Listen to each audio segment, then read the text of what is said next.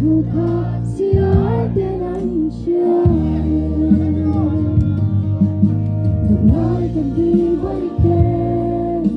từ lúc nhau hơi lệ lòng em hóa ra lên dĩ ngon nên anh những bóng nhẹ lòng sự kiện đã thiên mãi đến cùng nhau nói lúc sắp tôi đi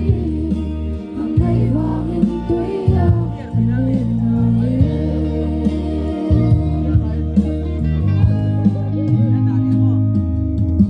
tên em qua đôi tay phấn xây lên anh ngồi tay mà xe cây rong chuông dài